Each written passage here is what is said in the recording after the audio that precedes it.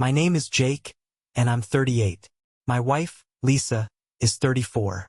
We've been married for 10 years, and I always thought we had a solid marriage, or at least a functional one. Lisa has always been, let's call it a handful.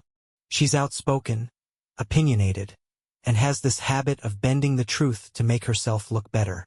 I chalked it up to her personality, and honestly, I thought her fire was one of the reasons I fell for her in the first place. We met through mutual friends when I was 28 and she was 24. I was a graphic designer and she worked in real estate. Our lives seemed to click, and when she smiled at me, it felt like she saw the best version of who I could be. We got married 2 years later, bought a house in the suburbs, and settled into what I thought was our version of a happy life. But over the past year, something shifted. Lisa became more secretive. Her phone was glued to her hand, and she started taking business trips that seemed more frequent than before.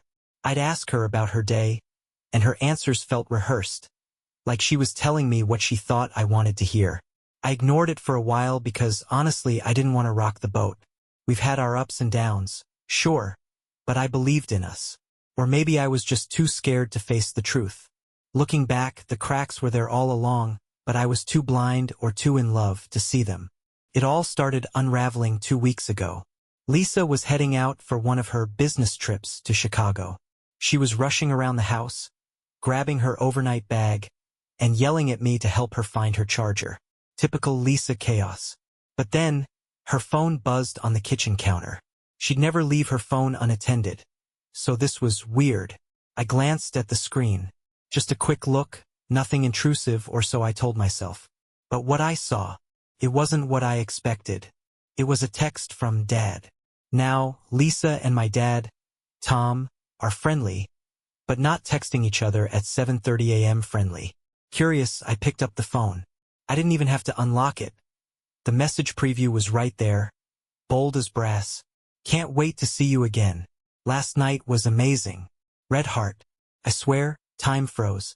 My stomach dropped so fast it felt like gravity had just given up on me. My dad? My wife? My head was spinning.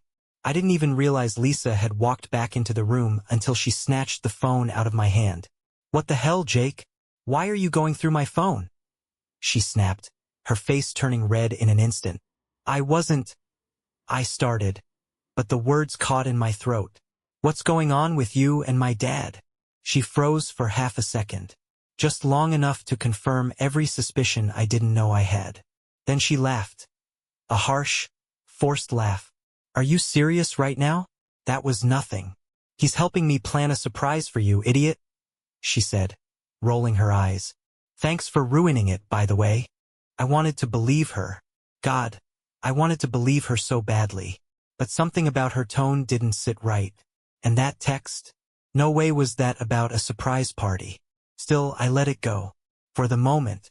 But that night, while Lisa was in a meeting on her laptop, I poured myself a whiskey and called my dad. I dialed my dad's number with shaky hands, and every ring felt like a hammer pounding in my chest. He picked up on the third ring, his usual upbeat voice coming through. Hey Jake, what's up, son? I didn't sugarcoat it. What's going on with you and Lisa? There was a long pause. Too long. I could practically hear him scrambling for words. What do you mean? He finally said, his tone forced and overly casual. Don't play dumb, Dad. I snapped, feeling my blood boil. I saw the text. Last night was amazing? What the hell is that supposed to mean? He sighed. It was the kind of sigh someone gives when they've been caught but don't want to admit it. Look, Jake, I don't know what you think is happening, but you've got it all wrong, he said, his voice tight. Lisa and I, well, we've been talking, sure, but it's not what you think. Then explain it to me. I shot back. Because from where I'm standing, it looks like you've been sleeping with my wife. Another pause. And then he said it, the words that would haunt me forever. It wasn't supposed to happen, Jake. It just did. I didn't even realize I'd dropped the glass of whiskey until I heard it shatter on the floor. My dad kept talking, trying to justify the unjustifiable. Something about how they'd grown close when Lisa confided in him about our marriage problems. How one thing led to another. How he didn't mean to hurt me, Didn't mean to hurt me? Hurt me? He'd destroyed me. I hung up mid-sentence. I couldn't listen to another word of his pathetic excuses. My hands were trembling so hard I could barely think straight. Lisa walked into the room a few minutes later, acting like nothing had happened. She sat on the couch, scrolling through her phone, and asked if I'd ordered dinner. I stared at her, my heart pounding in my chest. I wanted to scream, to demand answers, but something inside me snapped. I didn't want an explanation. I wanted revenge. And that's when the idea hit me. If Lisa could betray me with my dad, maybe I could even the score. And I knew exactly how to do it. The idea started as a flicker, a dark, impulsive thought I couldn't shake.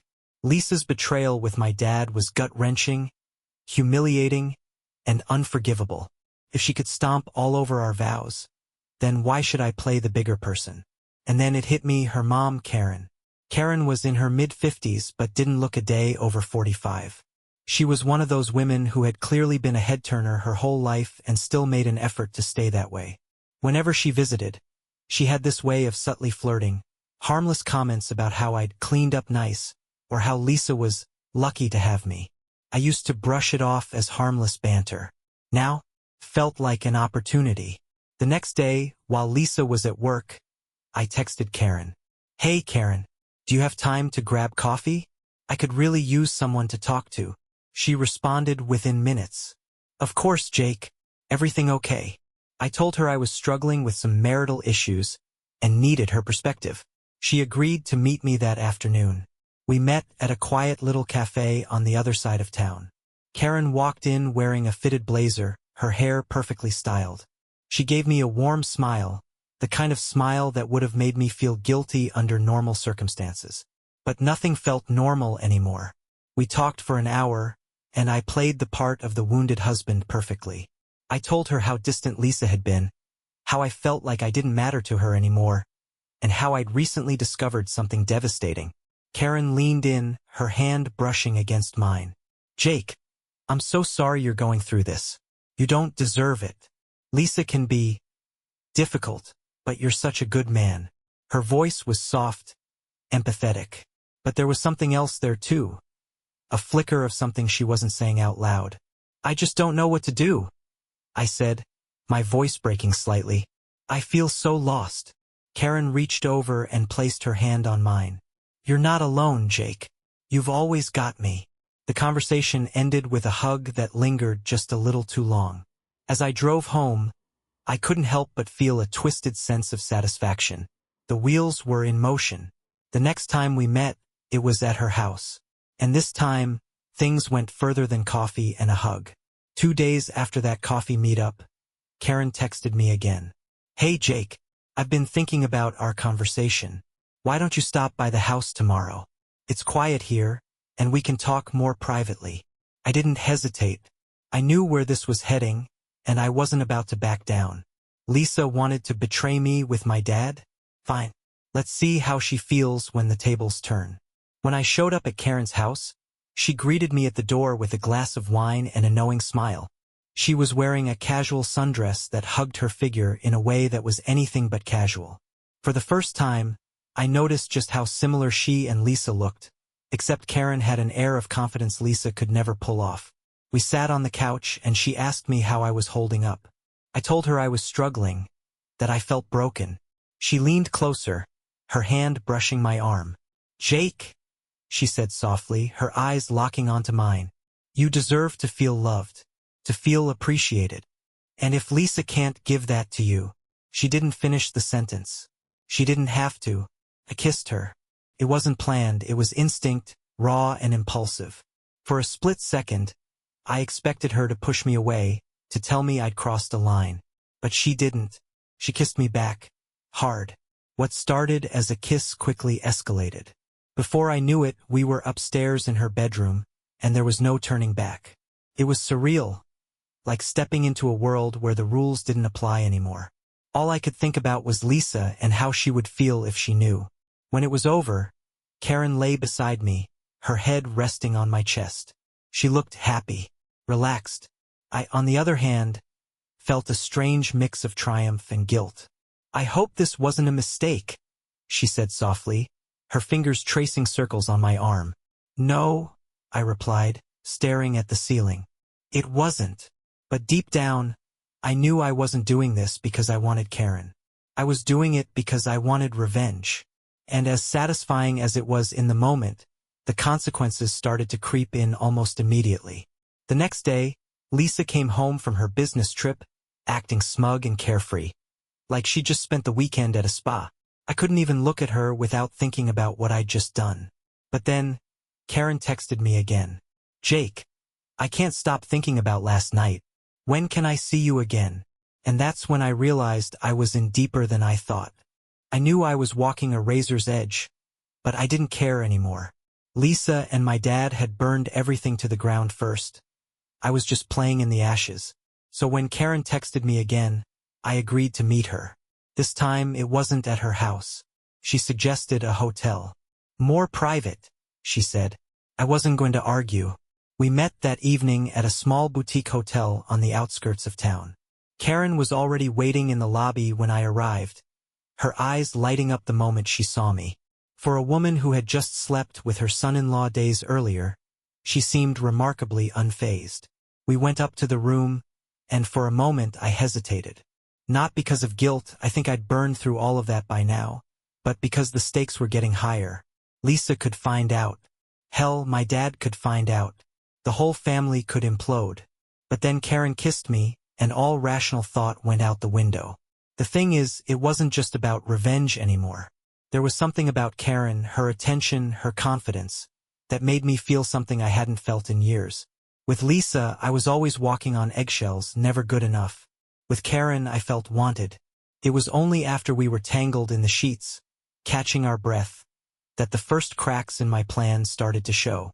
Karen rolled over, propped herself up on one elbow, and looked at me with a sly grin.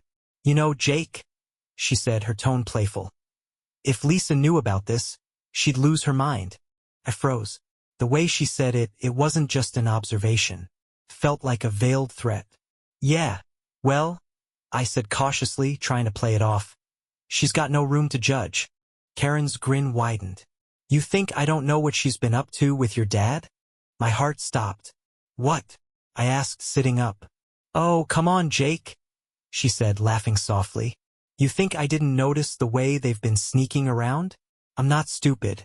That's why I didn't feel bad about this. Her words hit me like a truck. Karen knew. She'd known all along. And not only had she known, but she'd used it to justify what we were doing. That's when it hit me. I wasn't the one pulling the strings here. Karen was. She leaned closer, running her fingers down my chest. Don't worry, she purred. Your secret's safe with me, as long as you keep things fun. I couldn't tell if she was teasing or warning me, and honestly, I didn't want to find out. When I got home that night, Lisa was already in bed, scrolling through her phone. She barely glanced up when I walked in. How was your night? She asked casually. Fine, I lied, my heart racing. But as I lay in bed next to her, staring at the ceiling, I realized I was in way over my head. I'd started this mess to get back at Lisa, but now it felt like I was trapped in a game I didn't fully understand. And Karen? She wasn't just a pawn in my revenge plot. She was a player with her own agenda. The next morning, I woke up to Lisa's voice echoing from the kitchen. She was on the phone, laughing about something. For a split second, I let myself think it was a normal morning, just a husband and wife starting their day. But then reality crashed back in. She was cheating on me with my dad, and I had just slept with her mom. I walked into the kitchen and grabbed a mug of coffee, acting like nothing was wrong. Lisa hung up the phone and smiled at me.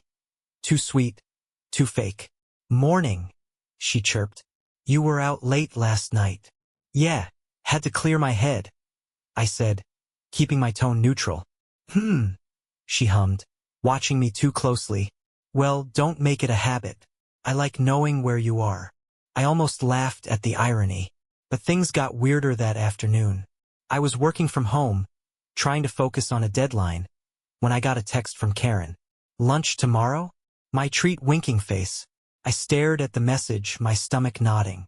I didn't want to see her again so soon. Not because I regretted it, but because something about her felt dangerous. Still, I knew better than to ignore her. Sure. Noon okay. She replied instantly. Perfect. See you then, handsome.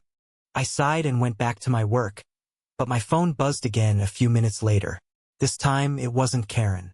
It was my dad. Hey Jake, can we talk soon? I think we need to clear the air. I almost threw my phone across the room. Clear the air? Was he serious? After everything he'd done, he thought we could just sit down and talk like nothing had happened? I ignored the message and tried to focus, but my mind was spinning. Between Karen's cryptic behavior and my dad's sudden need to clear the air, I felt like a ticking time bomb. That evening, Lisa brought up something I wasn't expecting. So, my mom said she ran into you the other day, she said casually over dinner. My heart skipped a beat.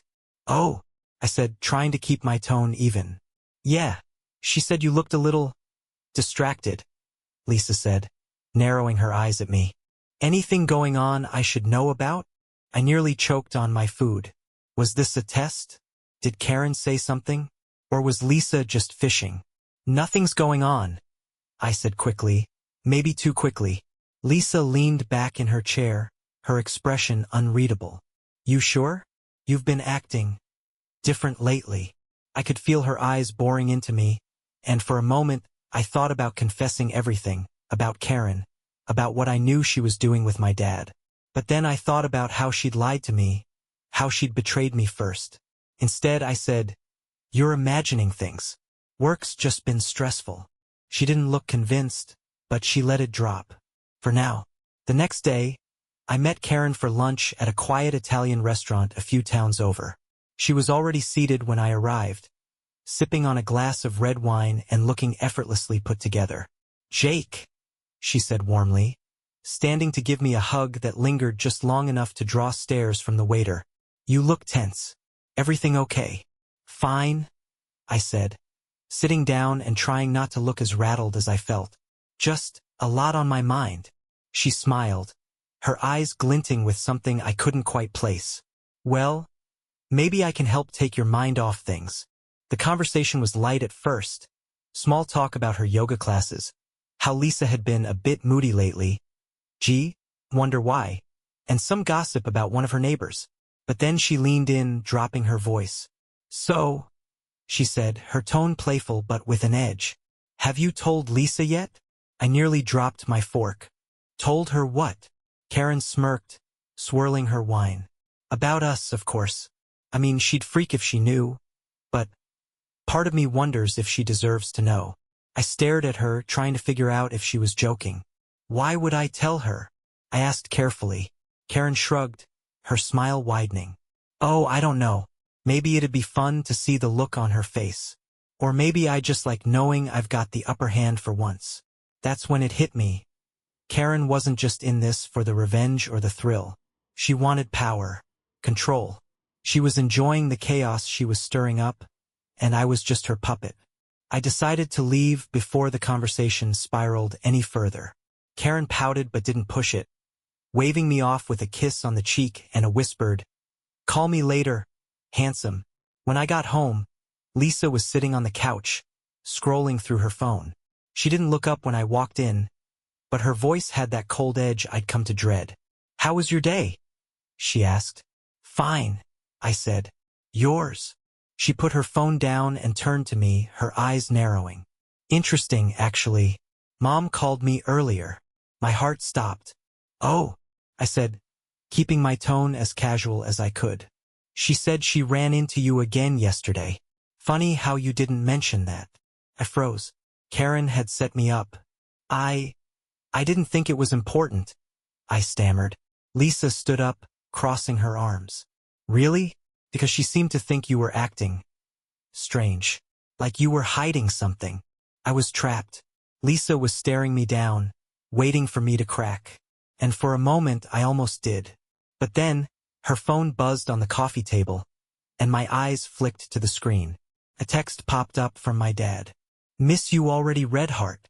I felt the rage bubble up so fast it nearly choked me. Lisa noticed my expression and followed my gaze to her phone. Her face paled.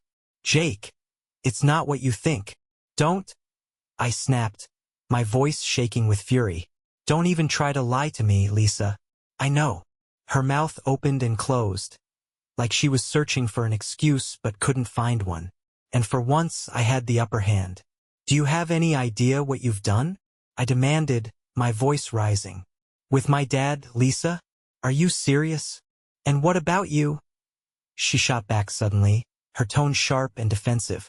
You've been sneaking around with my mom, haven't you? The room went dead silent. It was like all the air had been sucked out of the house. I stared at her, and she stared at me, and in that moment, everything came crashing down. Both of us had been caught. Both of us had betrayed each other in ways that were unimaginable. And now there was no going back. We stood there, staring at each other like two boxers in the final round, both bloodied and barely standing.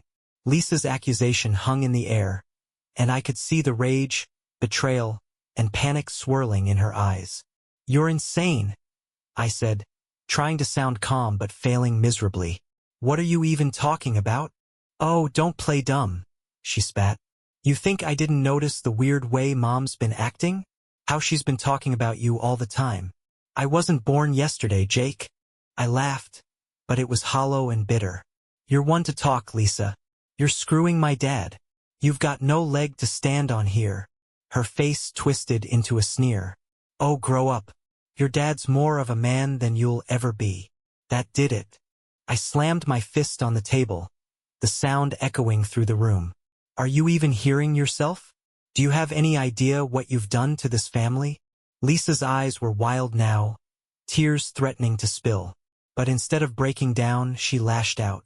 This family? You mean the one where you're sleeping with my mother? She screamed. You're no better than me, Jake. You're a hypocrite. I couldn't deny it anymore.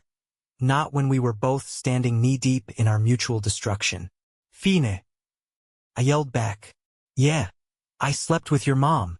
You happy now? Is that what you wanted to hear? She froze, her face crumbling for a split second before hardening again. You're disgusting, she whispered. I laughed bitterly. Right? Because sleeping with your husband's father is the height of morality. Before either of us could say another word, Lisa's phone buzzed again. Another text from my dad. Can't stop thinking about you, babe. When can we meet again? Something inside me snapped. I grabbed her phone off the table and shoved it in her face. You're still texting him? Right now?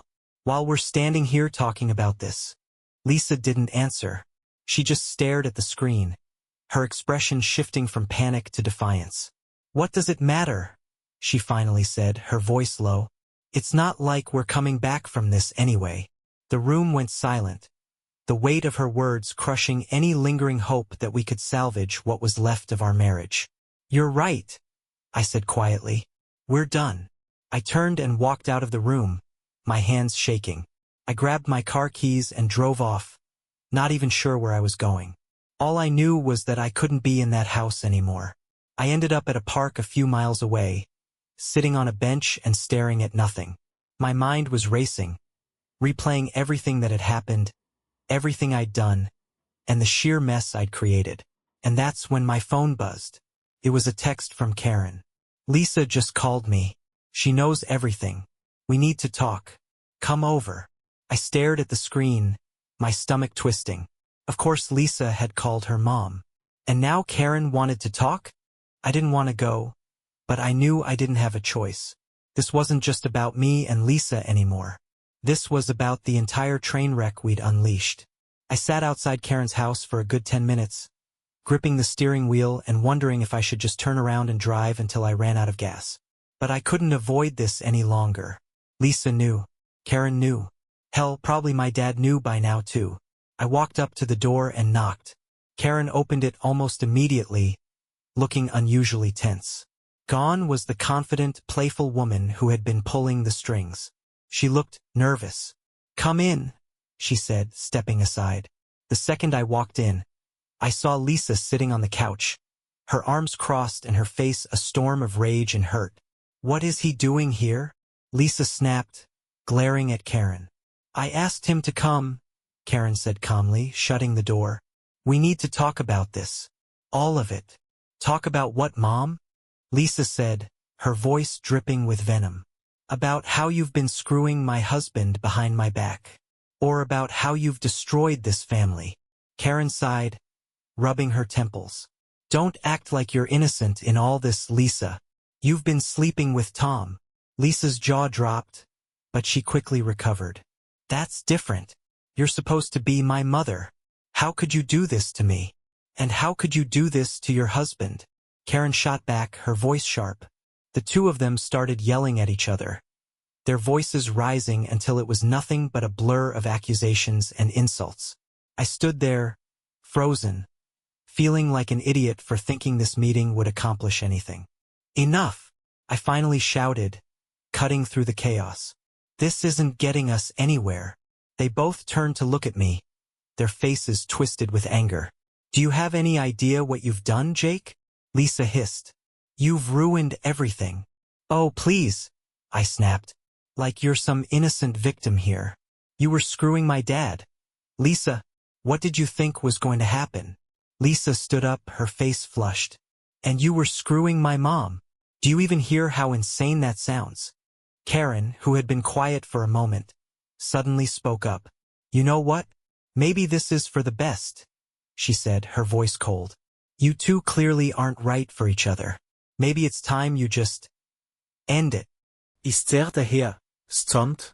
What are you saying? Karen met my gaze, and for the first time, I saw something in her eyes I hadn't noticed before. Regret. I'm saying this marriage is toxic. It's broken. And maybe it's time you both walked away before you destroy yourselves completely. Lisa didn't say anything, but her silence spoke volumes. I turned to Karen, my chest tightening. And what about us? I asked, the words barely above a whisper. Karen gave me a sad smile. There is no us, Jake. There never was. This was a mistake, and I think we both know it. I wanted to argue, but deep down I knew she was right. Lisa grabbed her bag and stormed toward the door. I can't do this anymore, she said, her voice trembling. I'm filing for divorce. I don't care what happens to you or Mom or anyone else. She slammed the door behind her, leaving Karen and me standing in the wreckage of what used to be a family. Karen sighed and sank onto the couch, burying her face in her hands. What a mess, she muttered. I didn't respond. I just walked out, got into my car, and drove. It's been a month since that night. Lisa and I are officially separated, and the divorce papers are in progress. My dad has been calling nonstop, but I haven't answered. I can't even look at him. As for Karen, we haven't spoken since that day. I think she's trying to repair her relationship with Lisa, but I doubt that's ever going to happen. And me? I'm still picking up the pieces. I've been seeing a therapist, trying to make sense of everything. If there's one thing I've learned from all of this, it's that revenge doesn't fix anything. It just creates more pain. So, to anyone reading this, if you're ever tempted to fight fire with fire, don't. Walk away. It's not worth the destruction. That's my story. I don't know where I'll go from here, but at least I'm free. At least now I can start over.